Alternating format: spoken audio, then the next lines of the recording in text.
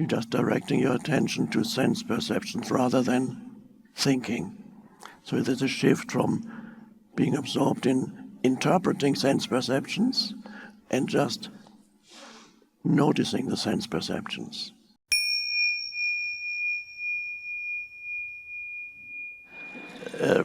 I cannot predict what your reaction or response will be to this gathering. It could be a wonderful beginning of discovery of a deeper state of consciousness, or it could be that you are finding this gathering and this talk incredibly boring or irritating. What is he talking about? I can't stand it anymore. And then the mind goes on.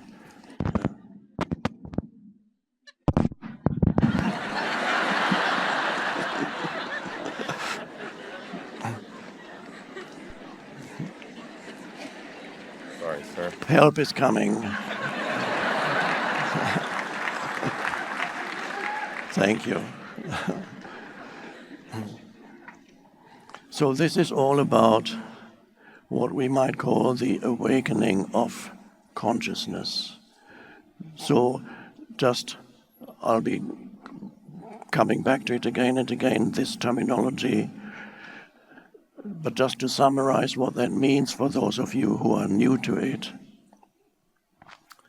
is when you discover in yourself the ability to know what's happening in your inner space, either on the level of emotion or on the level of mind, so that you're beginning to find there is an observing presence there. The observing presence can observe whatever happens in your mind, the movement of thought, instead of being totally drawn into it, totally identified with it. That is the awakening, the disidentification from thought plus emotion, the disidentification from thought.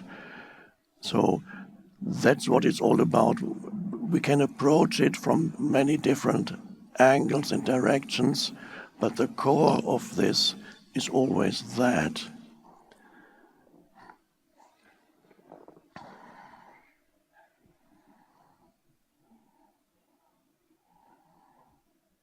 So as a little exercise in awareness or presence, let's do this. I call it do, but it's not really a doing. Becoming aware of sense perceptions, because that is part of your experience of the present moment.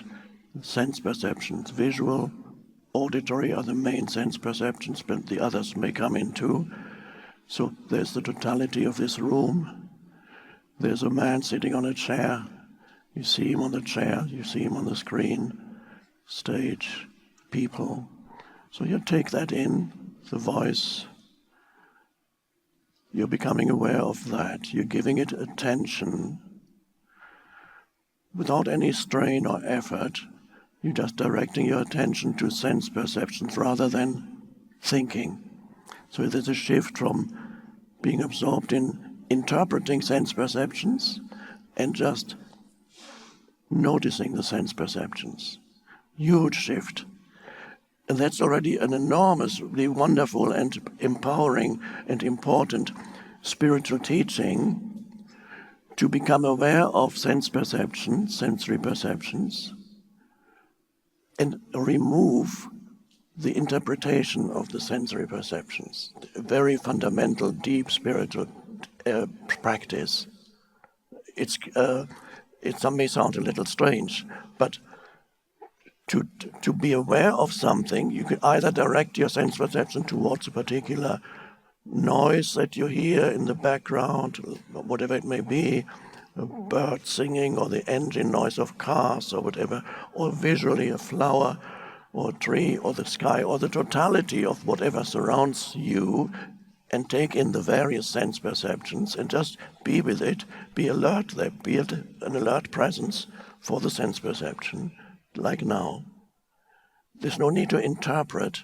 So what can you add to it? You let go of the, sometimes one should say, compulsive need to immediately find some kind of interpretation for it, naming it. The continuous naming every moment has to be immediately classified and personalized and named in some way. I like it, I don't like it, or this is not quite right. And a lot of the naming is of a negative kind. You might notice when you name, there's a difficult person around, or you observe an unconscious person behaving in an unconscious way, because what else can an unconscious person do? You can't ask them to behave in a conscious way. So you're looking at an unconscious behavior and say, awful person. And then you let go of that.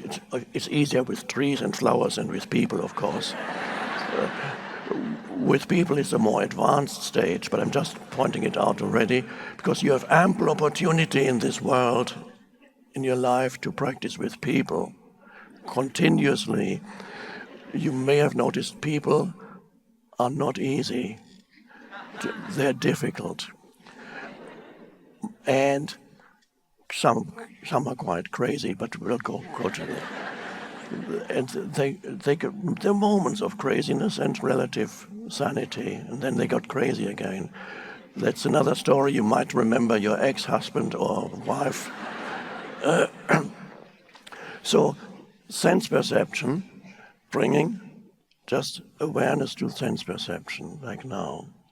You can do it in your room. You sit in your room alone and look around the room. Let go of the mind wanting to say something. You don't need it. So instead of naming, there's just an awareness behind the sense perception. That's a spiritual practice. You can do it anywhere. I recommend it that you do it whenever you're waiting for something to happen.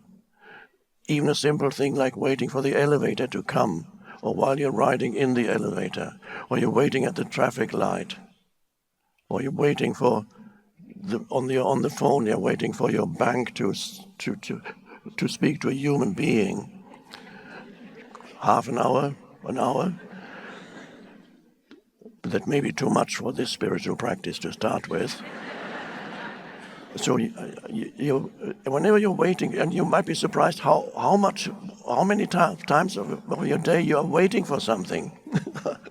Now, most of the time, unfortunately, these days, when humans are waiting for something, even at the elevator or in the lineup in the supermarket, whatever it may be, airport, there's a lot of waiting at airports these days. So wherever they are, unfortunately, most humans immediately get hold of this device. Even I have one. Here it is. They can't wait. They cannot give themselves even half a minute without needing to fill this half a minute with something. Now, before they invented this, it was a little bit more difficult. You had to fill it with something. You had to think of something, or you became restless. Waiting, the elevator is still not coming. It's only been 20 seconds. But now, of course, you have this. You can immediately go because everybody else is doing it too, so you have to do it too. So you pull this out. There's nothing in particular happening, but everybody's doing it, so you do it too.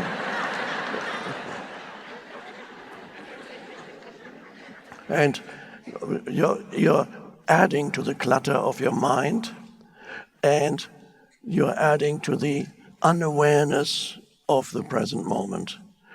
And even worse it is when you're out, let's say you're out in nature, and then you're on a bench, you're sitting on the beach or somewhere, wherever it may be, going up. Even there, some people cannot let go of this, because this is an extension of the thinking mind. The thinking mind was already a huge challenge and a problem for thousands of years. It grew and grew and grew, and then the thinking mind was so clever that it came up with an extension of itself in the form of this. And now it's even more challenging because it amplifies the thinking mind. It amplifies and adds to the clutter of your mind. Clutter meaning useless thinking, just going around in circles, ruminating, and at night even when you can't sleep. And a lot of the thinking is not pleasant for most people. You don't think for very long about a wonderful sunset that you saw last night or 2 days ago. That was such a wonderful sunset. You can't do a lot of thinking. The mind needs something else. It needs a difficult person to think about, somebody who was rude to you last week. And you cannot let go of the memory of that and what you should have said to him, but you didn't. But now you can do it in your mind. Or what may happen tomorrow or the next week. You have to think about that now, because otherwise it'll all fall apart if I don't think about this now. And people don't realize that they live with a burden of unconscious thinking. I'm not talking about useful thinking when there's something to apply your mind to. There's a problem that needs to be solved, and what can we do? What can I do about it? Let's look at this and that and that. The mind is a very wonderful thing when you are not the slave of your mind. So a lot of that thinking is actually destructive and unpleasant. People don't realize that the burden they carry in their minds, the burden of, for many people, an unhappy story they carry in their minds, and they think about it. And what is that unhappy narrative they carry in their mind? What do they call it? They call it my life. Oh, my life. So, why did it go wrong so many times there? And that shouldn't have happened. I had imagined it when I was 17 and 18. I imagined something really very different, but that didn't happen. And then, of course, there are good things too. It's for many people. It's the narrative of my life is a mixed bag of good and bad.